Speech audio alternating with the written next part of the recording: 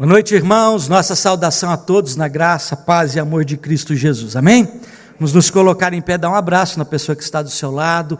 Bom estarmos juntos. Como é bom estarmos como família da fé.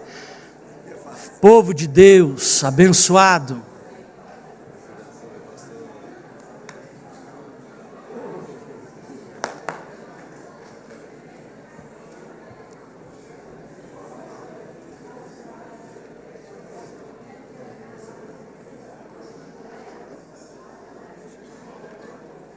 Ainda em pé, vamos abrir as nossas Bíblias, Salmo de número 67. Salmo de número 67. Compartilhe a sua Bíblia com alguém que esteja perto a você e que dela esteja desprovido. Salmo 67. Nós faremos a leitura responsiva desse salmo. Eu vou iniciar, os irmãos responderão. O verso de número 7 nós leremos todos juntos. Salmo 67. Seja Deus gracioso para conosco e nos abençoe, e faça resplandecer sobre nós o rosto.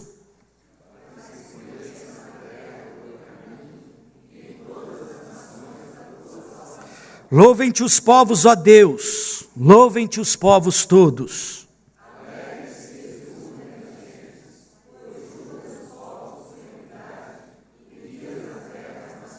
Louvem-te os povos, ó Deus, louvem-te os povos todos.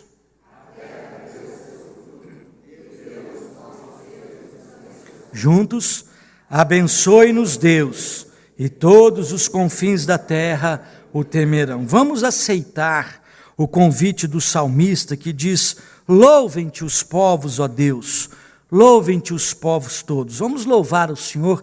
E no de número 57, Deus é a fonte de todo o bem. Exaltemos o nome do Senhor. Abre os seus lábios e entoie essa canção com fervor no seu coração.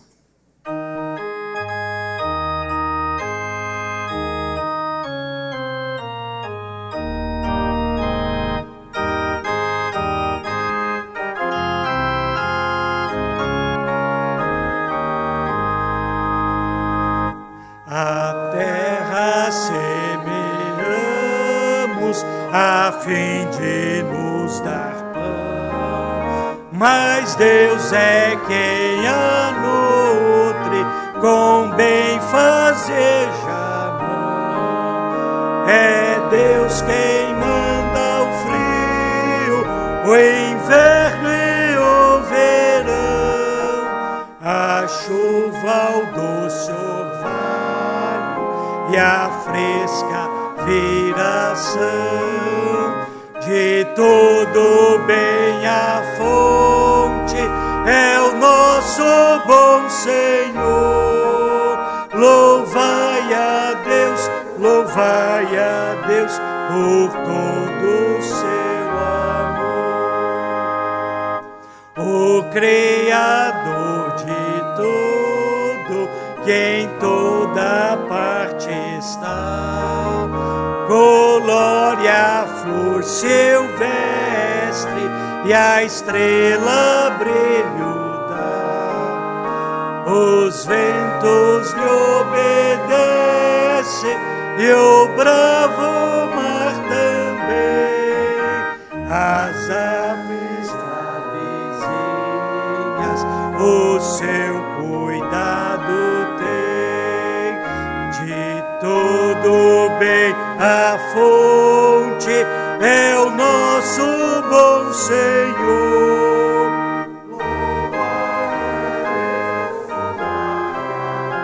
Por todo o seu amor.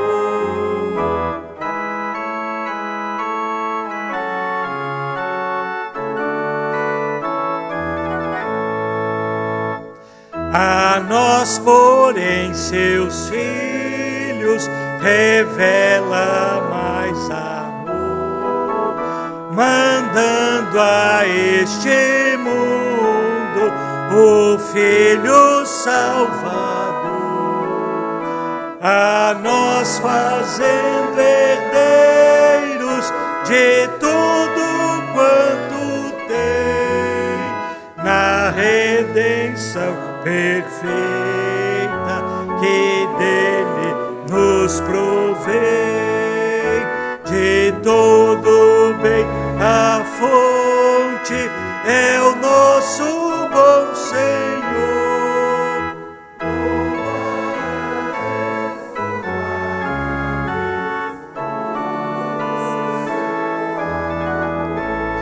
De todo bem a fonte é o nosso bom Senhor. Louvai a Deus por todo o seu amor. Louvemos ao Senhor com a palavra de oração, curvemos as nossas frontes. Eterno e bondoso Deus, nós queremos te render graças por essa hora, pelo privilégio de, como família da fé, conhecendo, ó Deus, a salvação em Cristo Jesus, abrirmos os nossos lábios, abrirmos os nossos corações, para tributarmos ao Senhor todo o louvor e a glória que só a Ti é devido. Seja servido nessa hora, Senhor, acolher a expressão de lábios que professam Cristo Jesus como Senhor. Acolha a nossa adoração, o nosso louvor, e seja servido também, ó Senhor, na Tua bondade e misericórdia, dispensar sobre nós a Tua bênção, através da comunhão do Teu povo, da alegria de estarmos juntos, e também da administração da Tua palavra. É a nossa súplica, é a nossa gratidão, em nome de Jesus. Amém. Assentai-vos.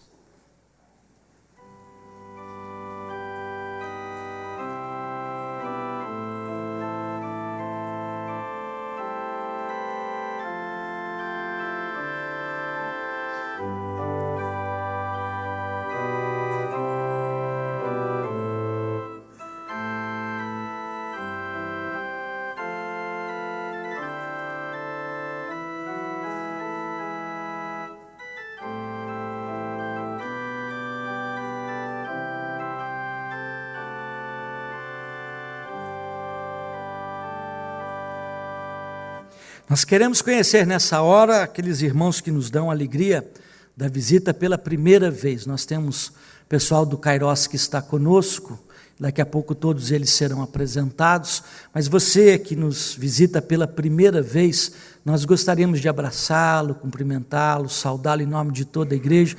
Os diáconos lhe estenderão uma lembrança de presença aqui entre nós. Você que está conosco pela primeira vez, queira dar um sinal para a gente saber onde é que estão. Pedir então, pessoal, muita gente, fique em pé para a gente, fazendo favor, aqui do meu lado direito, lá atrás, no fundo, aqui no meio.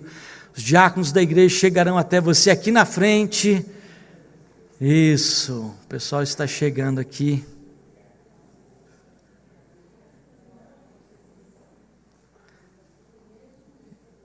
Isso. Sara está aqui na frente, esposa do pastor Samuel. Daqui a pouco o presbítero Nascimento vai apresentar todo mundo do Encontro Kairos. Queremos também lembrar os irmãos, o pastor Juarez está nessa hora lá na Lapa, na Penha, no Rio de Janeiro. Hoje de manhã esteve na Lapa, em São Paulo. Lapa, São Paulo, Penha, São Paulo, ficava fácil, né? Juarez gosta de coisa difícil, não gosta de coisa fácil não. Então está na Lapa, no Rio, voltando essa noite para cá. Lembre-se de orar pela vida do pastor. Essa semana foi bem adversa, as viagens do pastor, passou a noite aí viajando de Tubarão para Santa Catarina, ali na região de Florianópolis. Lembre-se de orar pela volta do nosso pastor. Queremos lembrar também aos irmãos, dentro do boletim você tem a nossa escala dos núcleos familiares. Meu desafio a você ainda não foi a um grupo familiar, você não conhece o trabalho dos núcleos familiares, você não tem a dimensão do que você está perdendo. É no grupo familiar que a gente tem um contato mais próximo, que a gente senta na mesa juntos, que a gente conversas boas, dá risada juntos, mas também a gente lê a Bíblia, ora juntos, participa da palavra do Senhor, é um tempo diferenciado. Então você tem aí nas suas mãos, você tem a escala dos núcleos familiares e com certeza num dos diversos bairros da cidade tem um pertinho de você. Não tem o endereço, mas tem o telefone do coordenador. Para você dar uma ligadinha, você pega o endereço, ele vai te passar com uma alegria inominável. Então dá uma ligadinha, participe, eu tenho a certeza que você indo uma vez, você não vai deixar de participar outras vezes. Mas pastor, sou viúva, não tem como sair à noite, Curitiba está violenta demais, não é?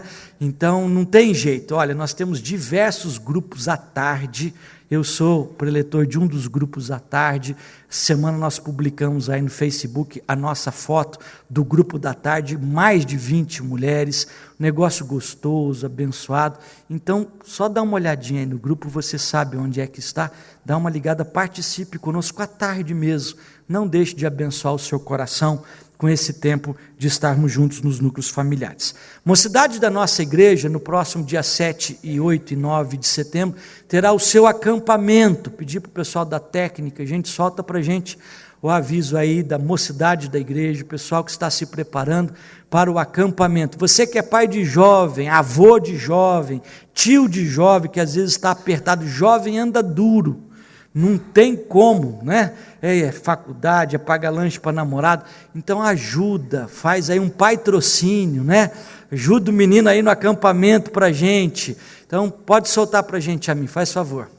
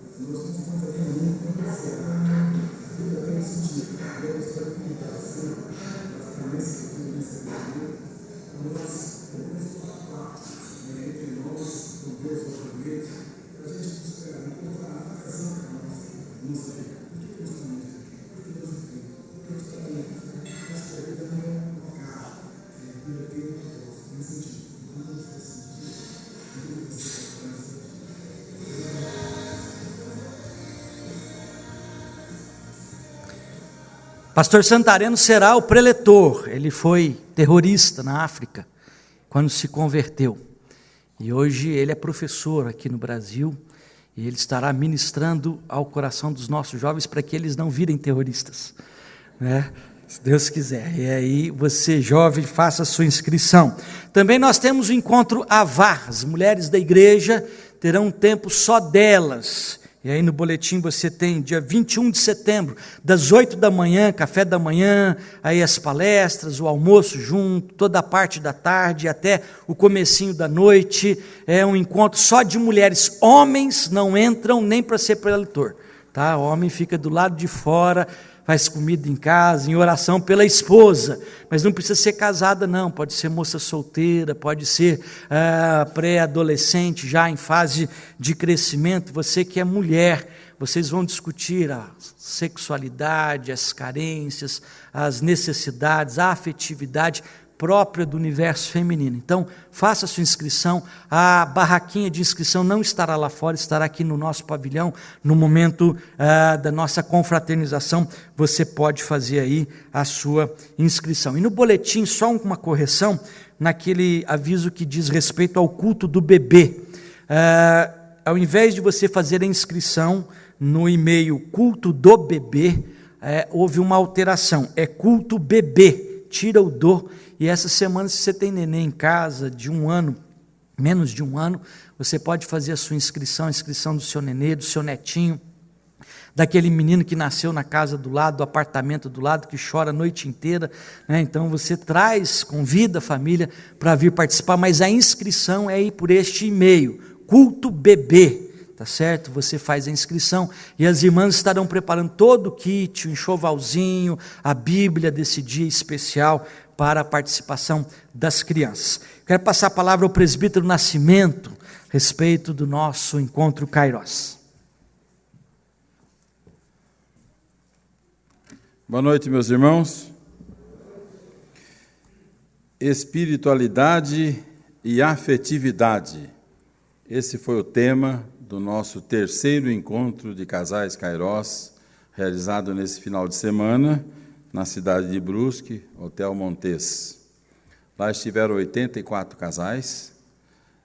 Foi um fim de semana maravilhoso, abençoado, onde nós ouvimos o pastor Samuel, que está aqui conosco, que vai trazer a palavra nessa noite, a mensagem será dele também.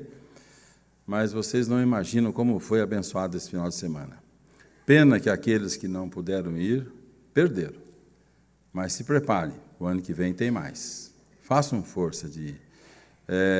Podemos levar 100 casais até, levamos 84, caberia mais 16 se fosse possível. Mas realmente valeu a pena, lá nós aprendemos muito.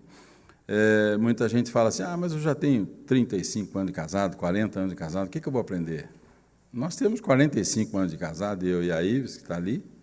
Ives, fica de pé bem, ela é minha parceira, minha companheira, e trabalhou bastante nesse evento, né? Então, nós temos 45 anos de casados e aprendemos. Todo encontro a gente aprende. E o interessante é que cada encontro é um preletor diferente e os caminhos são diferentes. O primeiro, ele usa um caminho, o segundo, outro, o terceiro, um outro caminho. E todos agradam muito bem.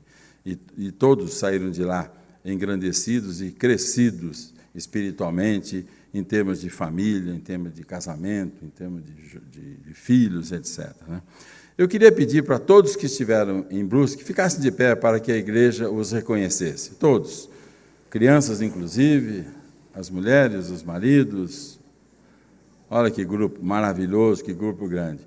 E veja, nós terminamos lá por volta de 13h, 13h30, pegamos o carro e corremos até aqui, estamos aqui nesse culto, que é o encerramento.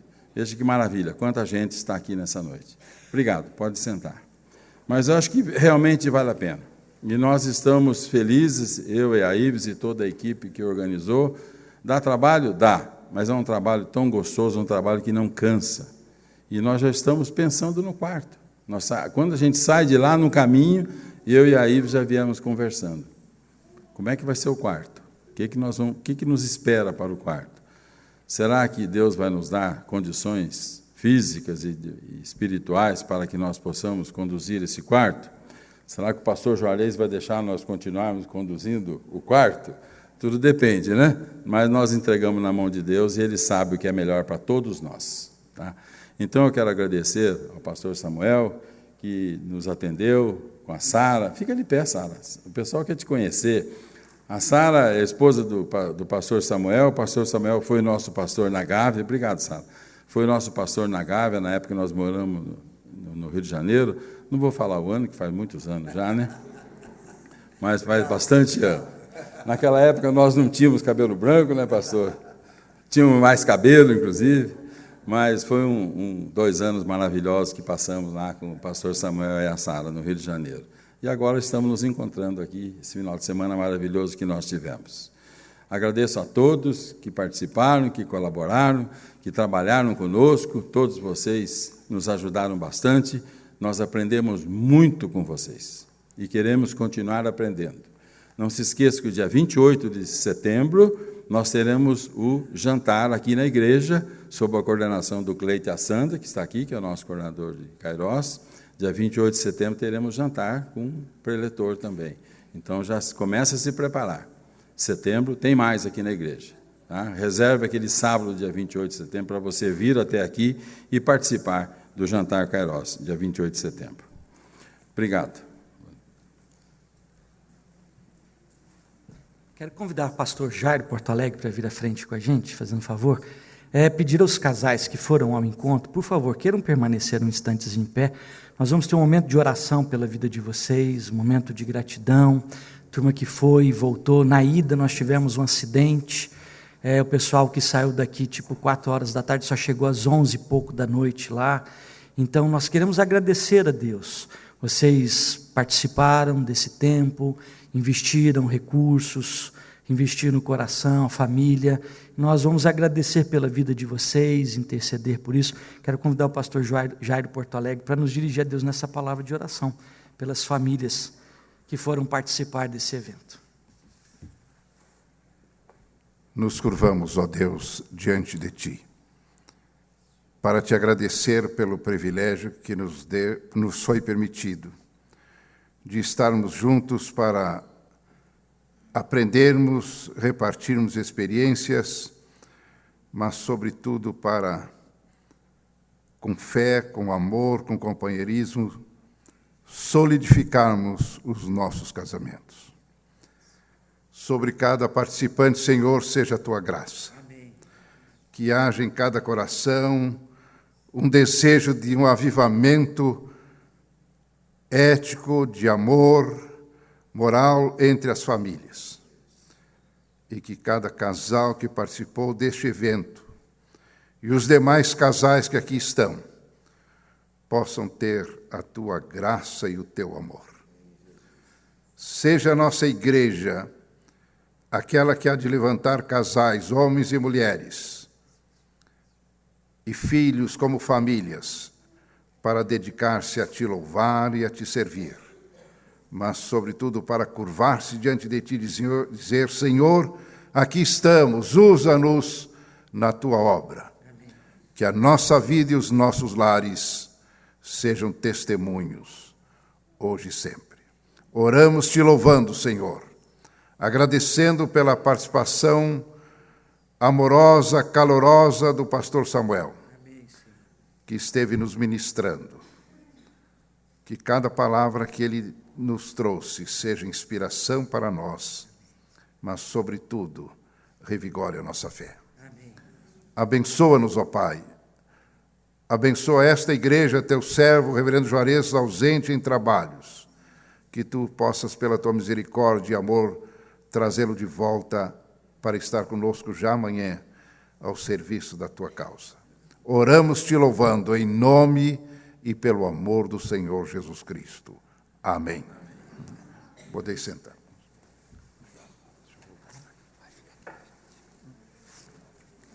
Abra sua Bíblia comigo. Epístola de Paulo aos Filipenses, capítulo 4, versos 8 e 9. A leitura do texto sagrado diz assim: Finalmente, irmãos, tudo que é verdadeiro, tudo que é respeitável, tudo que é justo, tudo que é puro, tudo que é amável, tudo que é de boa fama, se alguma virtude há e se algum louvor existe, seja isso que ocupe o vosso pensamento. O que também aprendestes e recebestes e ouvistes e vistes em mim, isso praticai, e o Deus da paz será convosco. Feche os seus olhos, nós vamos ter um momento de introspecção, um momento de recolhimento espiritual, um momento de confissão de pecados, um momento de reorganizarmos a nossa trajetória como família, como pessoas. Vamos orar diante do altar do Senhor. Também nos lembraremos dos missionários, as nossas intercessões por estes queridos irmãos. Feche seus olhos, vamos ter um momento de oração silenciosa.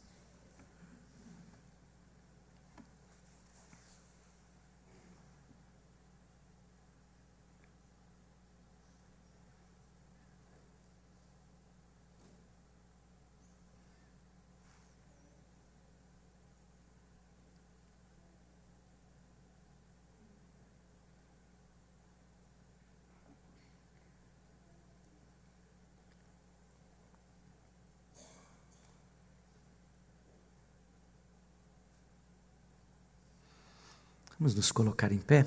Estenda as mãos à pessoa que está do seu lado. Nós vamos orar de mãos dadas.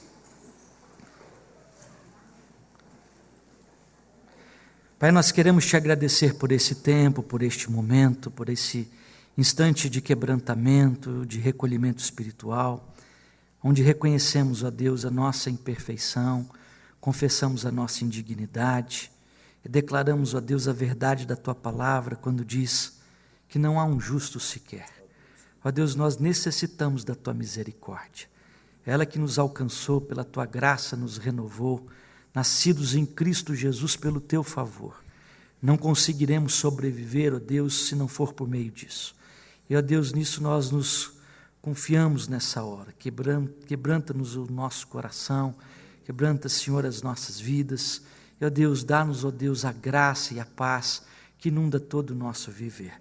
Nós oramos em Cristo Jesus, que como Senhor da família da fé, nos ensinou a orar dizendo: Pai nosso que estás nos céus, santificado seja o teu nome. Venha o teu reino, seja feita a tua vontade, assim na terra como nos céus. O pão nosso de cada dia nos dai hoje. Perdoa as nossas dívidas, assim como nós perdoamos aos nossos devedores. Não nos deixes cair em tentação, mas livre-nos do mal, pois teu é o reino, o poder e a glória para sempre. Amém. Ainda em pé, nós continuaremos louvando ao Senhor, todavia agora com os cânticos espirituais, o grupo da UPA hoje nos conduzirá. Boa noite, igreja. Queria começar lendo um versículo que todos conhecem, na verdade, acho que todos aqui sabem falar de cor, mas Salmo 133:1 diz: como é bom e agradável viverem unidos os irmãos. E acho que uma das coisas mais legais de sermos uma igreja é podermos compartilhar juntos do amor de Deus e da alegria de sermos filhos dele.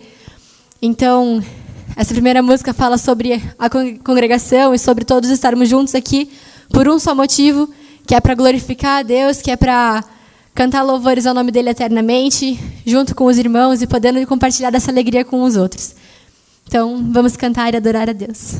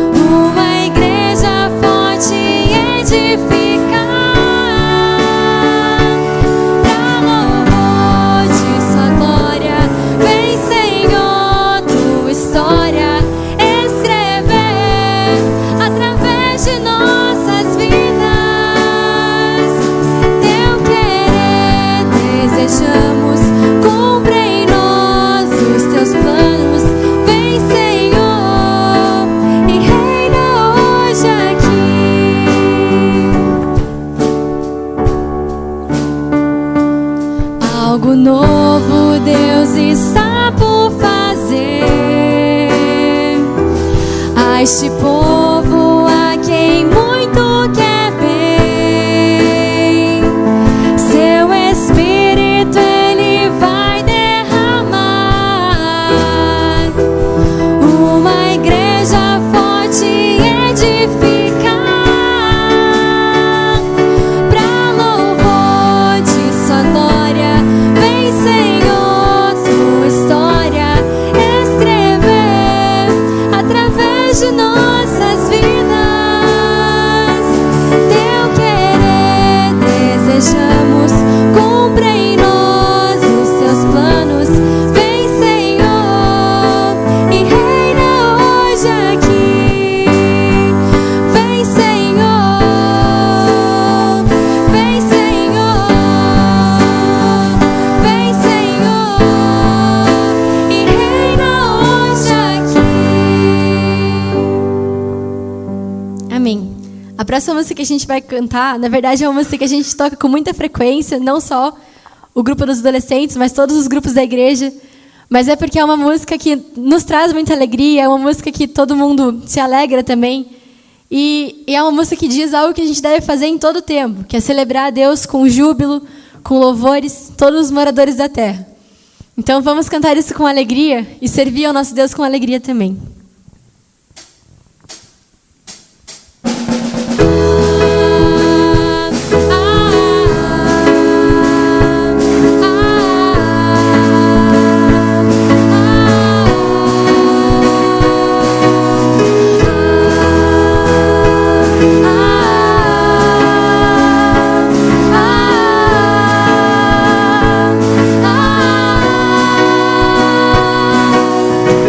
Celebrar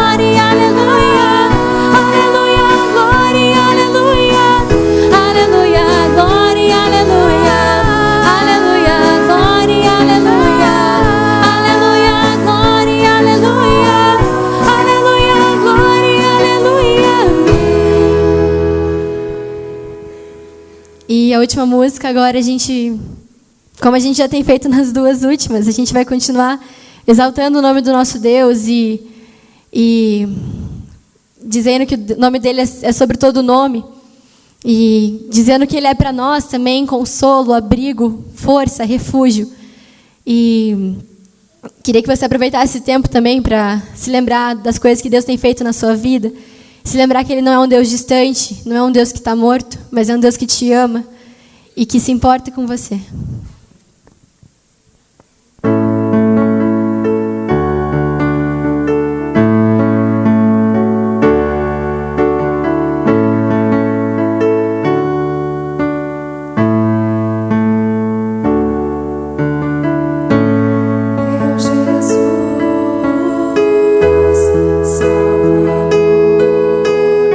Outro igual não há.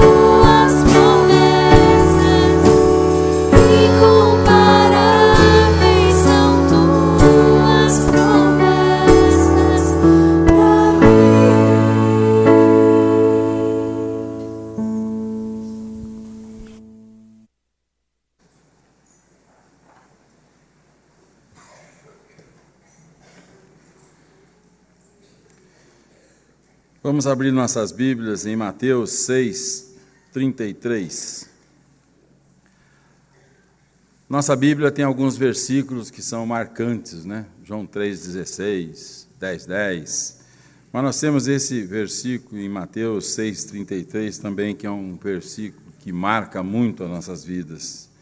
Ele diz: buscai, pois, em primeiro lugar o seu reino e a sua justiça, e todas essas coisas vos serão acrescentadas. Que maravilha, né? Como Deus é bom, como Deus é misericordioso conosco. Esse é um momento muito especial do nosso culto. É um momento onde nós temos a oportunidade de trazer os nossos dízimos e as nossas ofertas. Vocês sabem que a igreja tem as suas responsabilidades. Nós temos a parte social, a parte pastoral, missionária, e são com esses recursos que nós podemos tocar a nossa igreja, né? Levar em frente todos esses nossos compromissos. Então, esse é o momento. Se você trouxe o seu dízimo, a sua oferta, você poderá entregá-la agora, nesse momento. As pessoas que nos visitam, não se constranjam. Essa é uma obrigação da nossa igreja. Mas se você quiser participar, esteja à vontade. Se não, fiquem como estão, não tem necessidade. A responsabilidade é nossa. Enquanto os nossos diáconos farão a coleta dos dízimos e as ofertas, nós estaremos entoando o hino 134, Riquezas do Céu.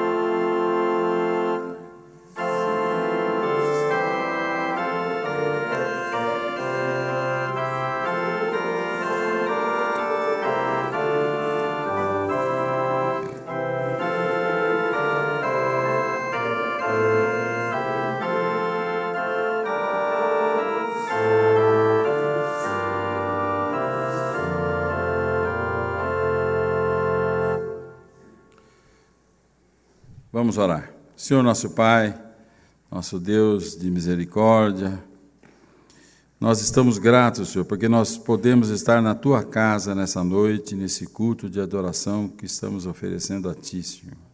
Obrigado pelas bênçãos derramadas sobre as nossas vidas. Obrigado pelo fim de semana que tivemos, pela viagem que realizamos. Tu estivesses nos acompanhando, os Teus anjos estiveram acompanhando os nossos veículos para que pudéssemos regressar a Curitiba na mais perfeita paz e harmonia. Nesse momento nós queremos que abençoe, Senhor, nossas ofertas, os nossos dízimos.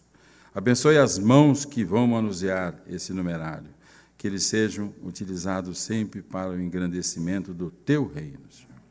E é em nome de Teu Filho Jesus, nosso Senhor e Salvador, é que nós pedimos e agradecemos. Amém. Podeis sentar.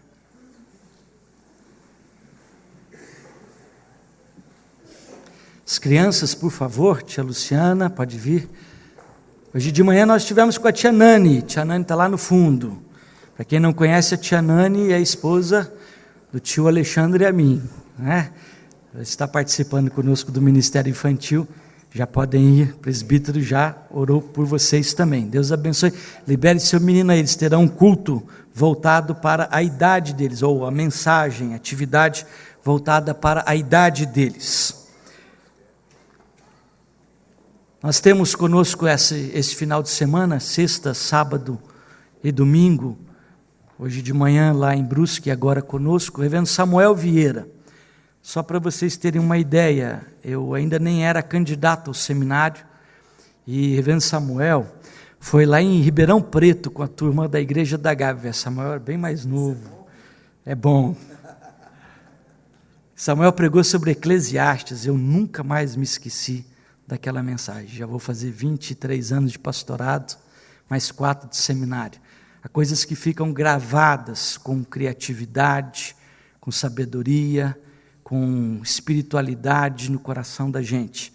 E eu tenho abastecido o meu coração, além dos cultos de domingo, também no blog dele, onde ele põe as mensagens pregadas e também as escritas, o que tem abençoado bastante o meu coração. Eu tenho certeza que nessa noite Deus tem uma palavra às nossas vidas por intermédio do seu servo. Quero agradecer muito ao pastor Samuel.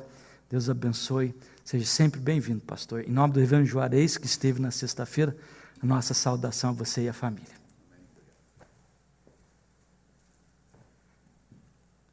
Graça e paz a todos em nome de Jesus. Eu estou começando a me sentir em casa, viu? Cheguei aqui na igreja, encontro o Péricles. Péricles tem uma longa história de caminhada com a gente, né? Coisa boa. Aí, logo em seguida, dou um abraço numa moça ali, a Heloísa, do meu coração, da Sara também, gente muito querida nossa, né? Nesse acampamento eu fui conhecendo um monte de gente, conheci prima que eu não conhecia, né? Tamar está aqui com a gente, então isso vai tornando a gente muito, muito à vontade, né? E assim é ótimo.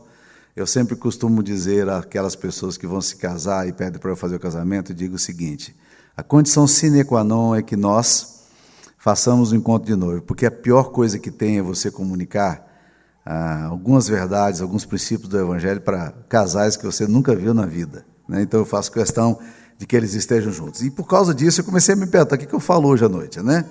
E eu lembrei de uma história de um rapazinho, que era filho de um pastor, e ele recebeu uma incumbência do pai dele, que teve que fazer uma viagem um tanto quanto rápida. E ele disse: filho, a minha convenção está me chamando, e nos próximos 3 domingos eu não vou estar aqui na igreja, e você sabe como a gente tem deficiência de pregadores, não conseguimos arrumar pregadores de última hora, e você tem crescido muito no Evangelho, eu queria muito que você pregasse para nós nesses próximos 3 domingos. Ele disse: o quê? Você está ficando maluco? Né? Não, meu filho, eu estou falando sério. Deus já tem te usado em pequenos grupos, em reunião de mocidade, você já tem ministrado em escola dominical, você tem uma bagagem boa, você ama Jesus, você pode comunicar o Evangelho. Ele diz: não, pai, aí não dá não, é muito pesado para mim. O pai disse: não, filho, fica, Deus vai te abençoar. Eu tenho certeza que Deus, se você colocar o seu coração nas mãos de Deus, Deus vai te abençoar. E aquele moleque, assim, tanto quanto que, por livre e espontânea pressão, ele teve que assumir a função, mas ele não fazia a mínima ideia do que ele ia pregar na igreja no domingo à noite. Então ele chegou no domingo à noite e resolveu inovar. Ele chegou e perguntou assim: quantos sabem o que eu vou pregar aqui essa noite? Alguém tem ideia do que eu vou pregar hoje à noite aqui? Não? Que bom, né? Aí ele disse assim, e ele virou para a congregação e disse assim: é um absurdo que vocês não sabem o que eu iria pregar. Eu iria porque, se meu pai a vida inteira está pregando e vocês até hoje não sabem o que eu iria pregar, para que eu vou pregar? É perda de tempo. Se meu pai, que sabe comunicar direitinho o Evangelho, está pregando para vocês não sabem até hoje o que ele prega e o que eu iria pregar, que é o Evangelho, então eu não vou pregar também, não. Vocês vão para casa, pensem no que o papai tem pregado nesses últimos anos aí, e Deus abençoe vocês. A igreja ficou ressabiada com aquele rapazinho, não tinha o que fazer, né? E foi embora. No domingo seguinte ele chegou e perguntou à igreja: quantos aqui sabem o que eu vou pregar? Ora, a igreja já tinha levado uma burdoada no domingo passado, levantou a mão todo mundo e disse: nós sabemos o que você vai pregar. Ele disse: louvado seja o nome do Senhor, se vocês sabem o que eu iria pregar, eu não preciso pregar mais. Para que eu vou pregar se vocês já sabem o que eu iria pregar? Deus seja louvado. Que bom saber que essa igreja está atenta ao Evangelho, está sabendo das coisas que estão acontecendo. Maravilha, vão para casa, o Senhor abençoe vocês, o Senhor esteja com vocês. E a igreja disse, esse rapazinho está fazendo gente de besta. E nós vamos pegá-lo no domingo que vem. E aí eles combinaram. E a igreja era de 2 colunas, né, de bancos. E eles combinaram, os irmãos da direita iriam todos levantar a mão. E os irmãos da esquerda, todos não iriam levantar a mão. Aí foi uma maravilha. Quando ele perguntou, quantos aqui sabem o que eu vou pregar hoje? Metade da igreja levantou a mão, metade com a mão baixa. Ele disse, aleluia, eu estou percebendo que essa noite é uma noite maravilhosa para a gente compartilhar um com o outro. Então eu queria dizer o seguinte, os irmãos que sabem o que eu iria pregar, compartilhem com aqueles irmãos que não sabem, vamos fazer pequenos grupos aqui e vamos resolver essa tensão aqui. Então eu estou me sentindo mais ou menos assim, né, falando aqui para os irmãos, né? Vocês sabem o que eu vou pregar hoje? Salmo 78, vamos abrir a palavra de Deus.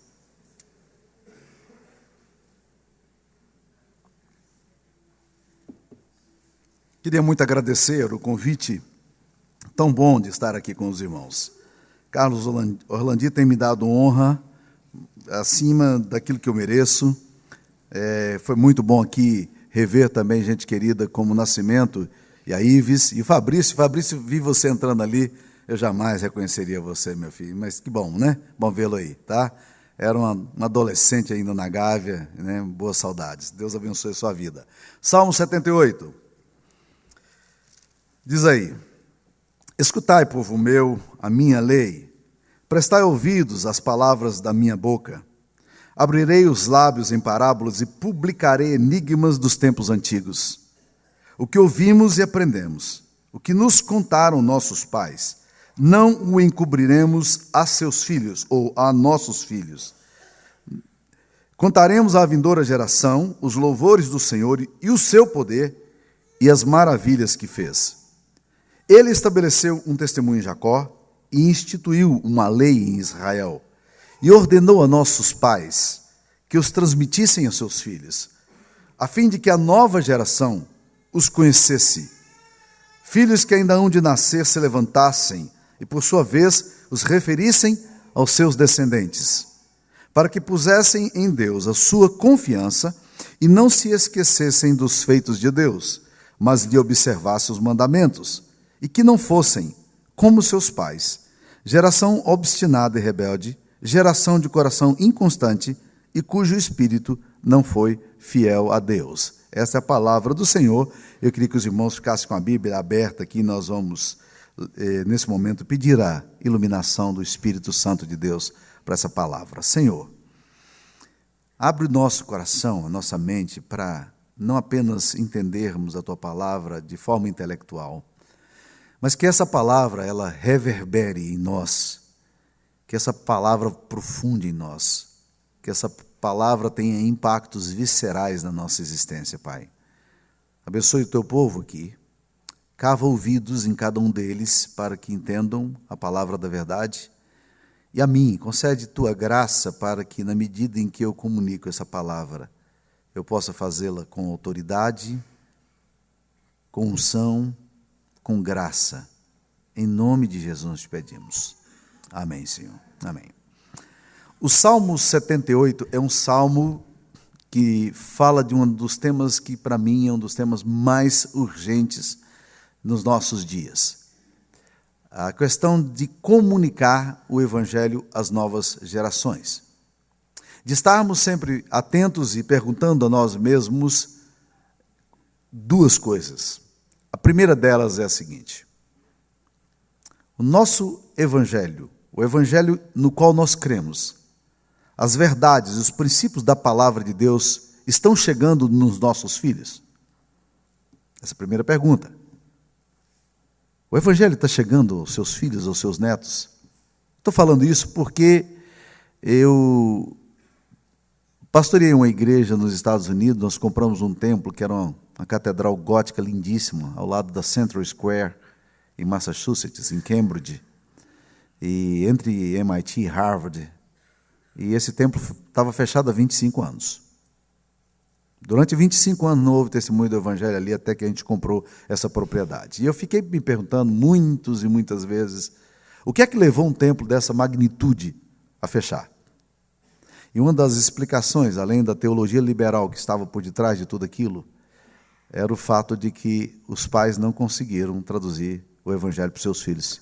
E de uma geração para outra, aqueles filhos perderam o Evangelho. 60 anos, segundo os especialistas, é o tempo necessário para uma igreja acabar. Se essa igreja aqui, hoje, ninguém mais se aproximar dela, e os filhos não se converterem a Jesus, 60 anos, e olha que eu estou sendo bem otimista, com muitos de vocês aqui, né? 60 anos é o tempo que é necessário para ela acabar. A segunda pergunta está relacionada a isso. Se o Evangelho está chegando aos nossos filhos e netos, como é que ele está chegando? Qual a qualidade desse Evangelho?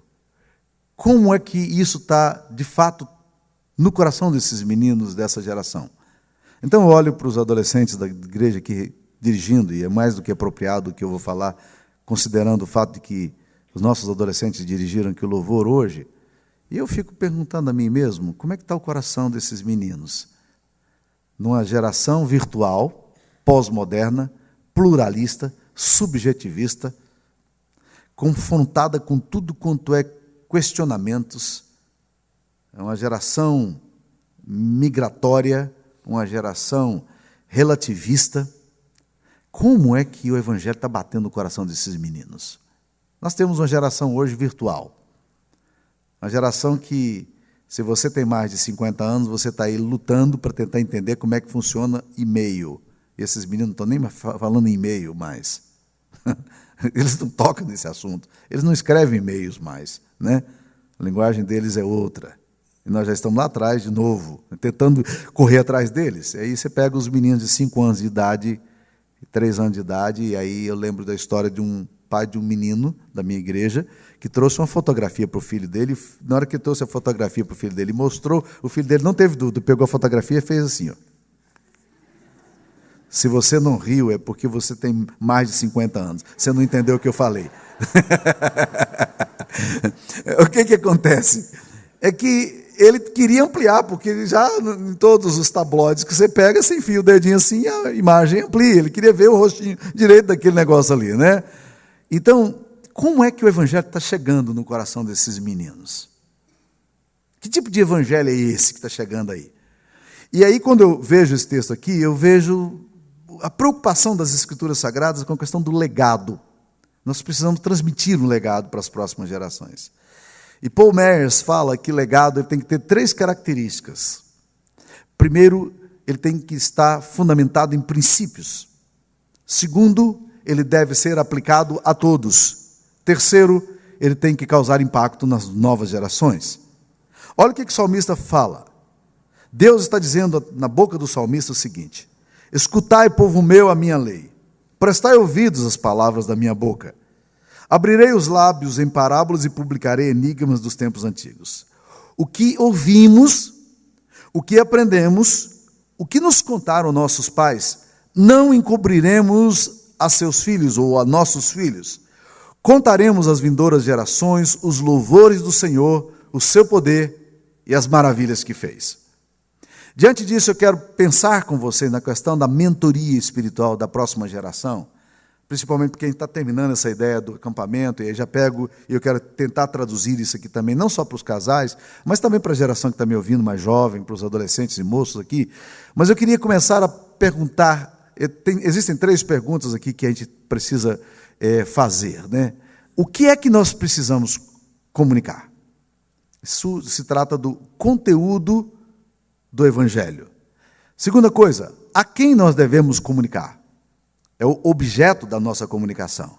E terceiro, como comunicar? Que tem a ver com a forma, com a metodologia que nós vamos empregar para falar sobre essa questão do Evangelho chegando com vida, e chegando firme, e chegando causando impactos nas nossas gerações de filhos e netos, porque esse texto aqui, ele não fala apenas de chegar nos filhos, mas fala de chegar nos netos, e fala mais.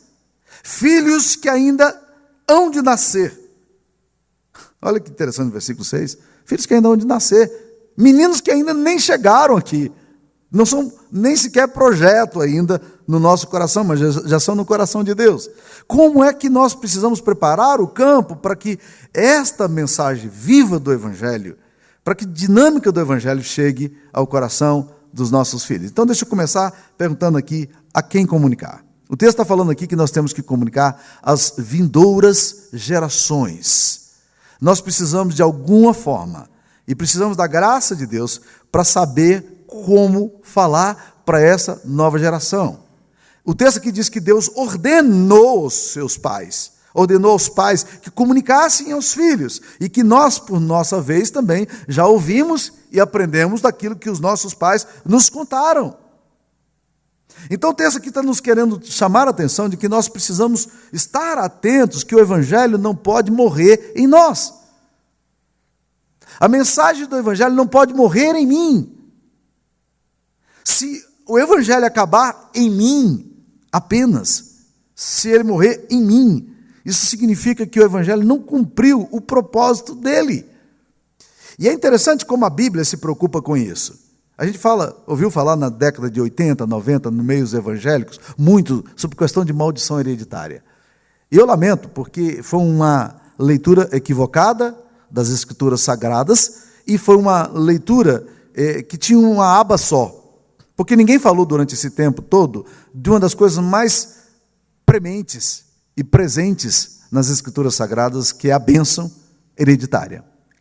Por quê? Porque quando Deus chama Abraão, Deus diz: Abraão, eu farei uma aliança entre mim e ti e a tua descendência. Vocês, filhos de lares crentes, de pais crentes, vocês nascem debaixo de oração, debaixo de pais que clamam ao Senhor por vocês, e isso é uma grande bênção para a história de vocês. Deus está dizendo a Abraão: Abraão, eu não estou interessado num pacto contigo, Abraão. A minha aliança, ela não é uma aliança que vai acabar em você. A minha aliança, ela tem que ir adiante, e por causa disso, eu quero que você circuncide todos os meninos. Ao 8º dia, curiosamente, o 8º dia é o dia da melhor cicatrização.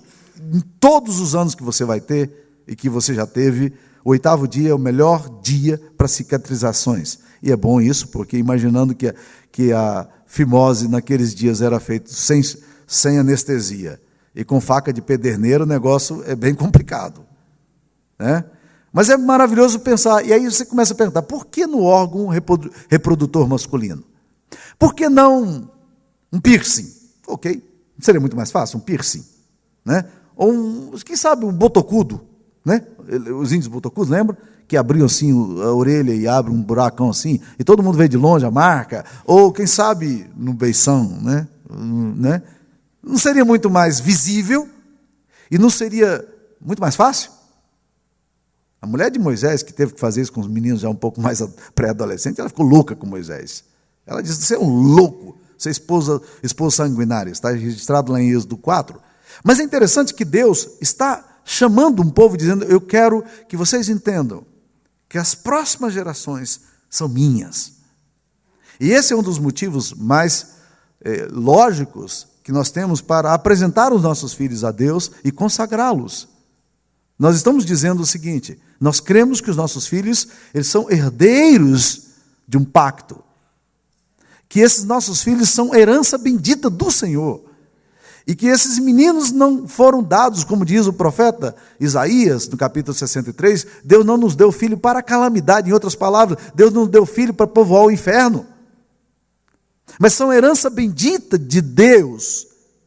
Os nossos filhos, e a gente ora tão pouco por isso, mas os nossos filhos e netos têm que ser, eu nem gosto do termo que eu vou usar, mas vou usar assim mesmo, eles têm que ser reivindicados diante de Deus, baseados na promessa, porque a gente ora tanta bobagem, mas a gente não ora baseado na Bíblia.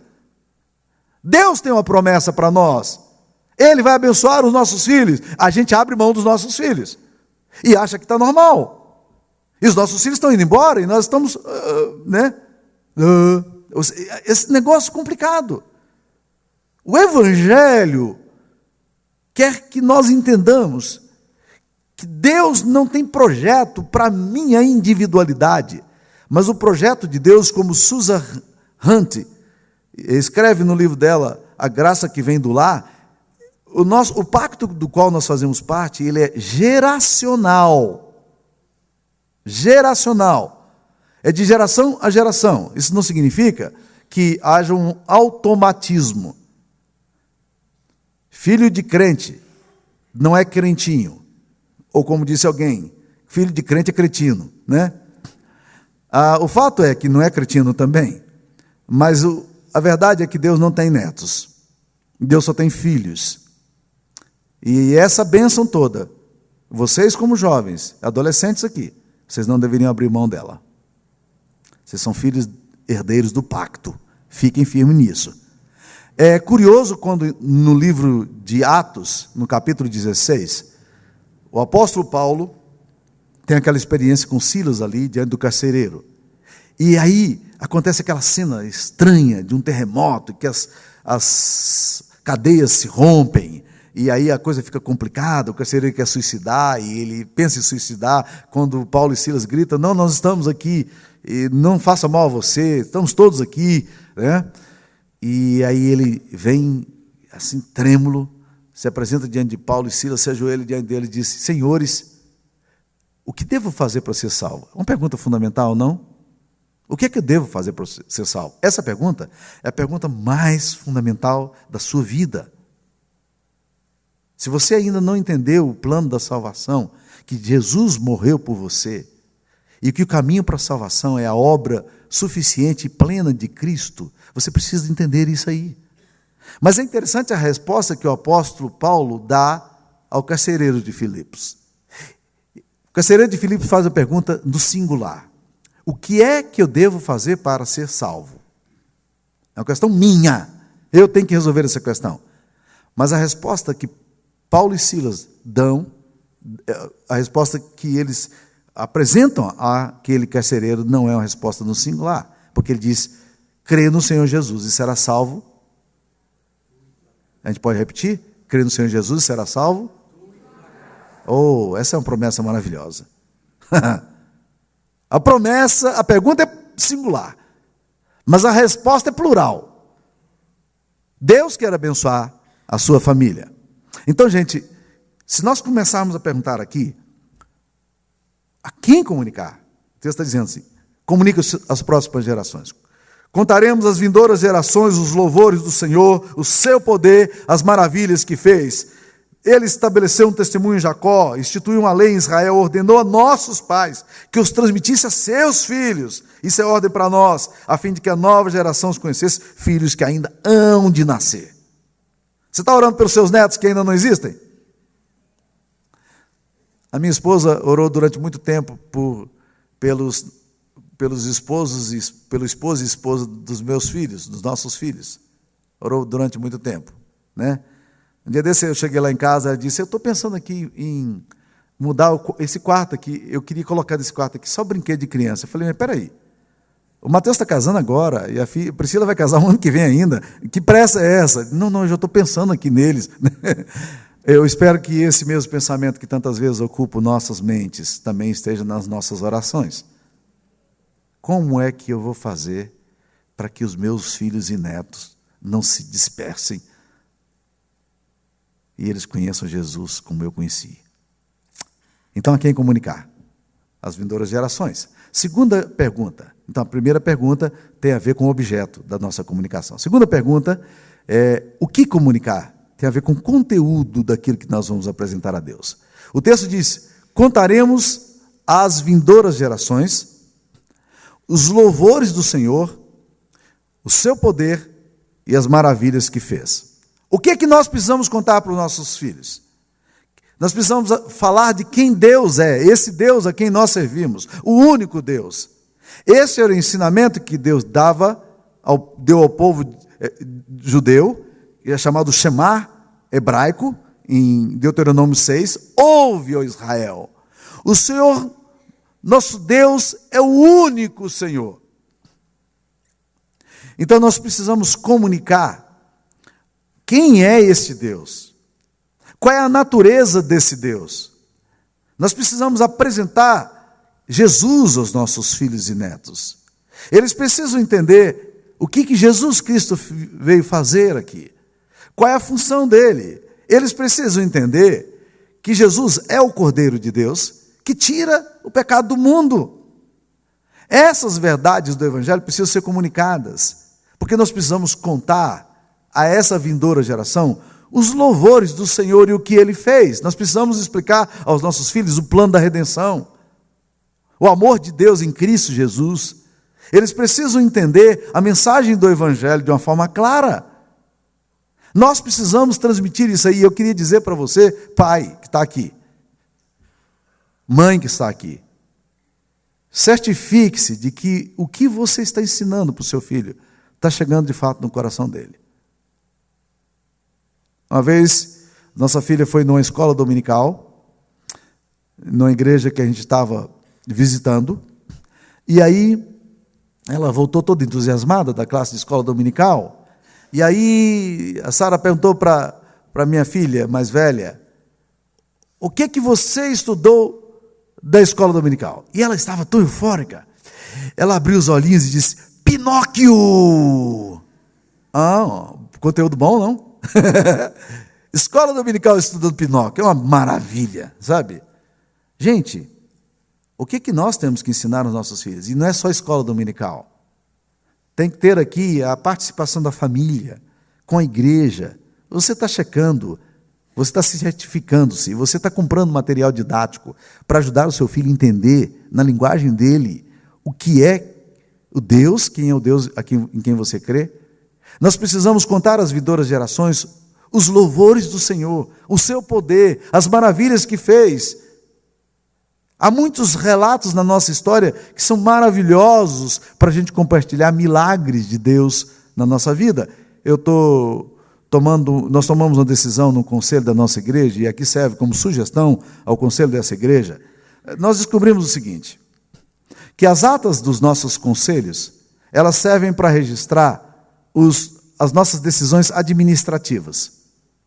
Compramos esse vidro aqui, compramos essas caixas de som, o projeto ficou tanto, e a gente registra lá para as futuras gerações. Eu fico me perguntando, e eu perguntei então um dia no conselho, lá numa conversa gostosa que a gente teve, eu perguntei, o que isso interessa para a futura geração? Quanto custou os bancos dessa igreja? Mas sabe o que interessa para a futura geração? Vamos começar a registrar nas nossas atas os milagres que Deus fez entre nós. E é interessante, porque começou a surgir coisa muito bonita, muito joia. Na passagem desse ano, o tema da nossa escola dominical, para o mês de janeiro, era comece o ano com os milagres de Cristo. E parecia que Deus já estava nos preparando para alguma coisa muito grave que aconteceria entre nós. Alice, a filha de um casal se aproximando da igreja, Cristiane e Douglas, ela foi com os pais para uma chácara da família. E chegaram ali naquela chácara, a família toda reunida, Réveillon, passagem de ano, muita comida, muita bebida, a família muito alegre, eventualmente muito triste. Sabe como é que essas festas de final de ano são maravilhosas para brigar, né? Familiares e tal, né? Mas estava todo mundo junto ali, aquele negócio bom. E aí lá pelas 00:30, as crianças já tinham sossegado um pouco mais e tal. O rapaz lá da chácara, que cuida da chácara, o chacareiro, chegou e disse, Douglas, você podia olhar uma coisa comigo, está tendo um vazamento lá perto da piscina, e eu não sei como resolver o vazamento. E o Douglas saiu com ele, já era 00:30, 00:40, para ver o vazamento, e quando eles estão chegando ali perto da piscina, já vem um menino, filho do chacareiro, que era um pré-adolescente, gritando e dizendo, pai, tem alguma coisa ali na piscina, tem alguma coisa ali na piscina. Quando eles olham, uma criança morta na piscina, só a fraldinha dela boiando. E ele enfia a mão e pega a fraldinha e a filha dele, 2 anos de idade. E aí o desespero tomando conta da família, a família toda gritando, e aquele desespero, e eles são os únicos crentes na família. E aí a Cristiane disse, vamos orar aqui agora, enquanto as pessoas vão fazer massagem, reunir, e vamos orar, e a família toda em oração, todo mundo em joelho ali. E aí, de repente, para a alegria daquelas pessoas que não sabiam nem quanto tempo aquela criança tinha ficado naquela situação, né, a criança volta a respirar. E agora as implicações nefrológicas, neurológicas, e corre para o hospital, para a UTI, para tentar descobrir o que está acontecendo e tal. E aquele desespero na noite anterior. Cristiano tinha lido um texto de Daniel, capítulo 3, capítulo 4, quando fala de Daniel andando, de Sadraque, Mesaque e Abdenego andando no meio da fornalha de fogo ardente. E ela então lembrou daquela palavra que Deus tinha dado ao seu coração. Ela leu de novo e disse: ela vai ficar boa, Alice vai ficar boa. Chegaram no hospital, Alice estava bem, mas o médico disse: tem que ir para a UTI. O quadro pode ter implicações muito sérias, e nós temos que estar em observação.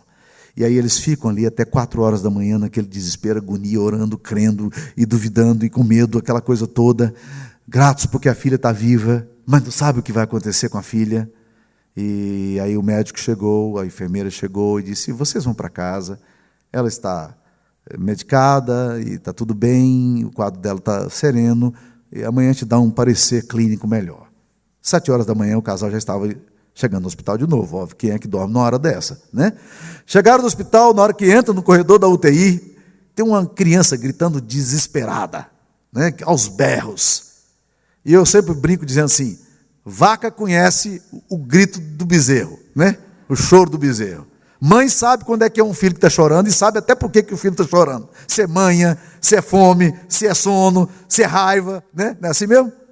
Aí a Cristiane na hora falou assim: é Alice, e correram para lá.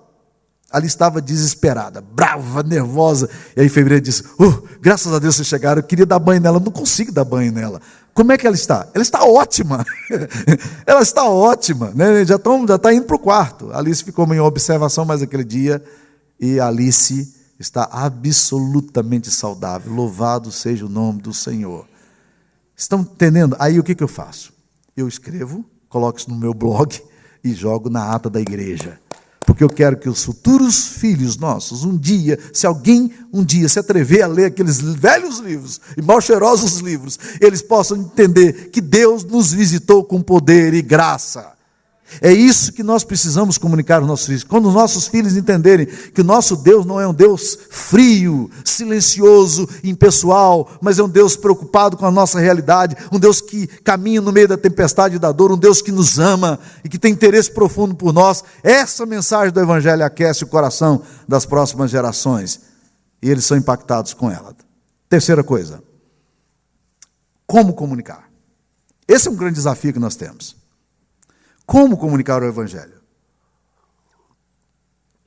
Lembra no início que eu falava de que nós temos um gap de gerações, complexos. A linguagem, é interessante como eu me traio, né? Um dia desse eu estava dando uma aula para mocidade, e aí eu falei assim: gente, eu estava lá datilografando o texto. Que pastor, você está ficando doido, datilografando o texto, é brincadeira. Datilografado, ninguém sabe mais nem o que é isso, né? E um dia eu resolvi contar uma piadinha na igreja, né? Aquela coisa de contar uma historinha engraçada na igreja, e eu não atualizei a minha metodologia. Olha como é que é complicada. E vai acontecer a mesma coisa aqui hoje, eu estou certo disso, porque eu vou ter que contar o que eu contei, né? E um grupo aqui vai achar interessante o que eu contei, o outro grupo não vai entender o que eu contei. Vou te contar. Havia um menininho de 3 anos de idade no meio daqueles pirralhinhos ali na escola dominical, e a professora chegou toda animada, querendo fazer uma dinâmica com ele, e disse: quem de vocês aqui sabe um texto de cor da Bíblia? E um gorduchinho levantou a mão e disse: eu sei. Nossa, que coisa bonita! Você sabe? E qual é o texto que você sabe? Ele disse: mais bem-aventurado é dar do que receber. Aí a professora: mas que coisa linda, que coisa maravilhosa. Seu pai é pastor? Seu pai é missionário? Ele virou e disse assim: não, meu pai é pugilista. A geração mais velha ri, a geração mais nova não sabe o que eu estou falando. Se eu dissesse aqui, é lutador de boxe ou lutador de MMA, que a geração antiga não vai saber, né? Olha como é que é complicada a coisa. As pessoas entenderiam: meu pai é um lutador de MMA, então mais bem-aventurado é dar do que recebeu, porque brincadeira, né? Então vocês estão percebendo o ponto? Às vezes a gente está falando uma coisa, e a minha pergunta é: será que a geração nova está entendendo o que nós estamos falando? A gente canta o hino da mocidade presbiteriana: somos jovens no mundo velho a pregar novos ideais. Eu comecei um tempo atrás a perguntar se a gente não é velho no mundo novo tentando pregar ideais antigos. Aí mistura tudo, né? É mais ou menos como aquela pergunta do gaiato que chegou e colocou no muro: Jesus é a resposta. E o gaiato colocou embaixo. Qual é a pergunta? Será que os nossos filhos estão entendendo como nós estamos falando? A nossa linguagem tem que ser uma linguagem capaz de chegar ao ouvido desses meninos. Então, para vocês que são jovens, para vocês que estão preocupados com a questão da comunicação, olha, nós temos que usar todos os recursos disponíveis para sermos criativos na comunicação via internet. Existem boas coisas sendo preparadas já, né? Mas nós precisamos divulgar. Vocês jovens aqui que trabalham bem com o Facebook, comece a colocar nos sites de vocês pedaços de sermões, ideias, conceitos. Nós precisamos, de alguma forma, transmitir a essa nova geração, de forma criativa, dinâmica, o Evangelho. Como é que os nossos filhos vão entender a mensagem do Evangelho se nós não conseguirmos traduzir essa mensagem do Evangelho, se nós não soubermos como comunicar a essa nova geração? A comunicação tem diversos níveis, diversas formas. Mas existem 3 coisas que nós temos que perguntar na comunicação. Primeiro, ela é coerente. O que é isso? Essa geração espera coerência. Essa geração pode ser muito incoerente em muitas coisas, e com ela mesma. Mas ela não admite incoerência. Antigamente, nossos pais falavam alguma coisa que a gente não concordava, nós não discordávamos. Nós temíamos a reação que os nossos pais poderiam ter. Esquece, meu irmão. Esquece, minha irmã. Essa geração vai exigir coerência naquilo que você está falando. Então, tome cuidado. Porque uma fé incoerente, ela pode ser fatal no coração dos nossos filhos. Uma fé incoerente, ela é brutal para a compreensão do Evangelho. Seu filho nunca vai entender que existe um Deus real agindo na sua história, se ele não perceber que esse Deus real age de fato na sua história. Deus tem que nos dar coerência, e coerência você sabe como é complexa. Coerência de vida, coerência de fala, coerência de caráter. Os nossos filhos precisam olhar em nós e dizer, há algo de Deus aqui que eu desejo. E não o contrário, de olhar e dizer, esse negócio aqui é muito complicado. Eu lembro de uma menina que falou na frente da mãe dela, a mãe dela, não, minha filha não está indo na igreja, e ela, adolescente, virou na minha frente e confrontou a mãe dela e disse, mãe, para que eu vou na igreja? A senhora também não gosta da igreja. A senhora a vida inteira foi na igreja, mas para meter o pau nas suas irmãzinhas lá da SAF e para falar mal do pastor, a senhora não gosta de igreja também. Brinca não. Segunda coisa que a nossa linguagem precisa ter, ela precisa, além de ser coerente, nós precisamos de uma linguagem também que ela possa ser impactante no coração das pessoas, porque ela passa pelo afeto. Tem que ser uma linguagem de afetividade. Ou seja, seus filhos vão entender que você está falando de um Deus real, quando este Deus real, ele impactar sua história realmente. E o tema do nosso encontro de casais era afetividade e espiritualidade, onde é que os dois se tocam. Nós estávamos dizendo no início de que não existe espiritualidade cristã só verticalizada. A espiritualidade cristã, a verticalização dela tem que horizontalizar-se. O que Deus fala para você é que tem que se tornar prático no seu coração, na sua vivência e na sua história. Então nós temos que perguntar, é coerente? Segunda coisa que nós precisamos perguntar, ela passa pelo afeto? Terceira questão que nós precisamos perguntar de uma forma bem interessante, ela faz sentido? Ou seja, os nossos moços estão entendendo de fato como estamos falando com eles? Faz sentido epistemológico, filosófico, né? A nossa linguagem é uma linguagem que realmente responde às questões dessa geração. Então nós temos que perguntar, faz sentido? Segundo, é coerente? Terceiro, passa pelo afeto? Então, meus queridos, nós precisamos de contar às próximas gerações os louvores do Senhor, o que Ele fez, as suas maravilhas. Nossa próxima geração precisa entender isso aí. E aí nós temos que começar a perguntar coisas muito sérias. Nós queremos uma igreja que seja monumento ou queremos uma igreja que seja movimento? É tão fácil a gente transformar a igreja da gente num monumento. Mas nós temos que perguntar a Deus: Deus, mova entre nós, Senhor. Haja entre nós. Nós precisamos disso. Nós precisamos estar sempre atentos à questão da nossa fé e perguntar para nós mesmos: nós queremos uma igreja para nós ou para a próxima geração? Eu tenho um estilo litúrgico muito claro na minha mente. Eu sou um cara que gosta de um estilo clássico de liturgia. Gosto. É questão da minha predileção. Eu vou para a minha igreja no domingo à noite, e a minha moçada toda, eu tenho uma banda maravilhosa na igreja, gente de nível, gente toca muito bem, dá gosto ouvir os meus músicos, gente com voz muito boa, tocando e tal, né? Eu canto com aquele pessoal, eu louvo a Deus com aquele pessoal, mas se você me perguntar qual é o meu estilo litúrgico, eu vou dizer: não, eu sou old fashioned way. Eu sou da velha geração. No entanto, eu tenho aprendido essa riqueza de poder interagir com esse universo e celebrar a alegria de Deus nisso tudo. E eu quero encerrar aqui contando a história de Dona Elisa. Péricles conheceu Dona Elisa, mãe da Monique, lá no Rio de Janeiro, né? Provavelmente o nosso irmão Nascimento também conheceu. Dona Elisa era suíça. Ela falava 5 línguas fluentemente. Fluentemente. Uma mulher de um brilhantismo, de uma cabeça maravilhosa. E nós fizemos uma programação para os moços no sábado da igreja. E nós trouxemos uma banda, e eu não sabia que aquela banda seria tão violenta daquele jeito. Para vocês terem uma ideia, eu estava sentado no banco da frente, eu não aguentei. E olha que eu era bem mais novo naquela época, né?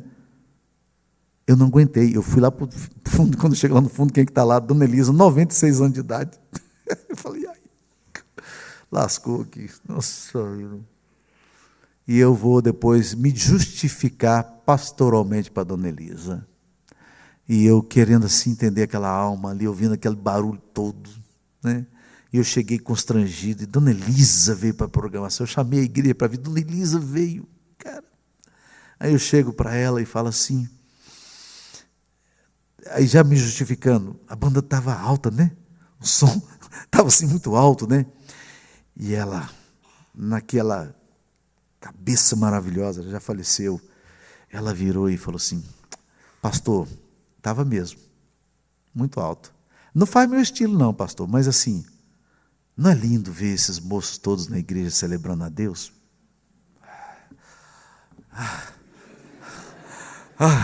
Tirei 10. Né? Quem tirou 10 foi ela. Quem tirou 10 foi ela. O fato é que nós estamos aí com um grande desafio de ver Jesus brilhando de forma linda, porque Jesus é o mesmo ontem, hoje e será para sempre. Nessa nova geração, e vemos Cristo agindo de forma maravilhosa, com graça, com alegria, restaurando vidas quebradas, jovens quebrados, famílias quebradas, pessoas quebradas. Ah, como é bonito quando o Evangelho está entrando e está fazendo diferença no coração das pessoas. Louvado seja o nome do Senhor. Que Deus abençoe muito essa igreja, essa comunidade, enchendo vocês da alegria do Espírito Santo. Amém.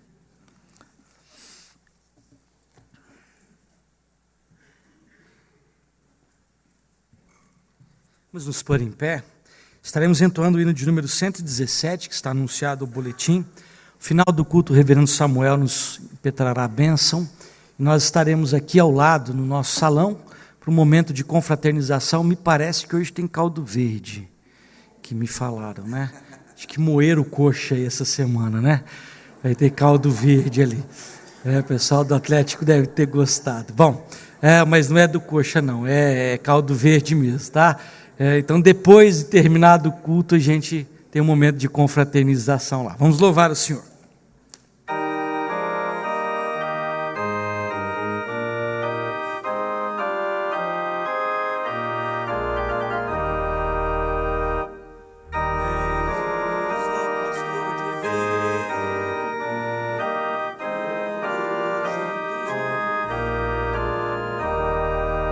Oh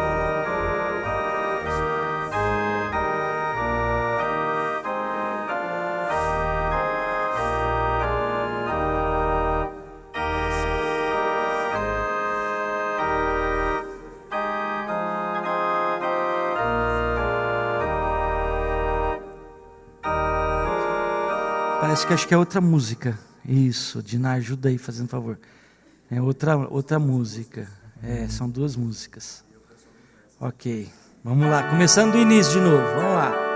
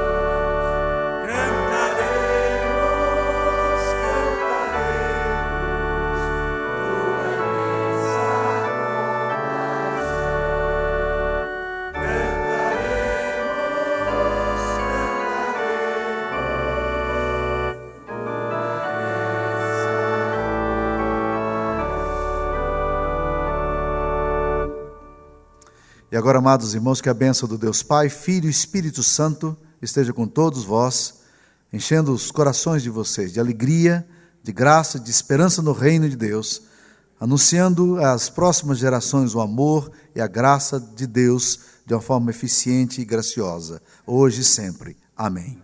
Deus abençoe.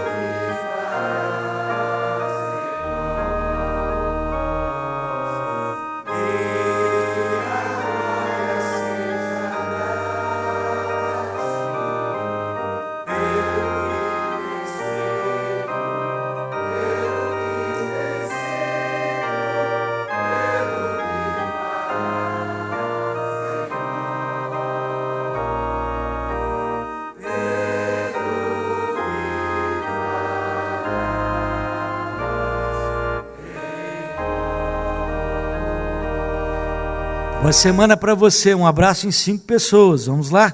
Deus te abençoe e aguardamos os irmãos lá no final, no fundo.